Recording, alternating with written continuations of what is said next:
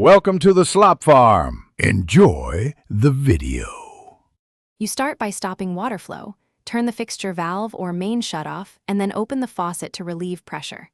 Next, remove any sink items, slide a bucket under the trap, and put rags to catch drips. Use an adjustable wrench or basin wrench to loosen the supply lines. If rigid, support the tailpiece to avoid stress. Once the supply lines are disconnected, make sure to note which line is hot versus cold so you can reconnect correctly later. Now you remove the handle and trim to access the valve mechanism. Keep screws in a small container so nothing gets lost. Take out the cartridge, ball, or ceramic disc depending on your faucet type, and inspect O-rings and seals for cracks or flattening. These cause most leaks. Clean the valve body and ports with vinegar or a descaler, and use a brush to remove mineral deposits.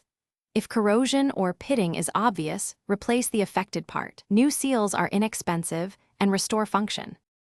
Reassemble the faucet in reverse. Lubricate new O-rings with plumber's grease, seat the cartridge or disc correctly, and tighten trim and handles snugly but not over tight.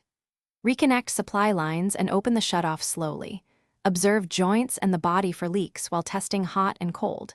If you still see a leak, first tighten fittings incrementally, then inspect seat surfaces for damage, and finally replace the cartridge or valve assembly. One key troubleshooting tip. If a small persistent drip remains, the seat or valve is likely worn and needs replacement. Thanks for watching. Consider subscribing if we helped you today.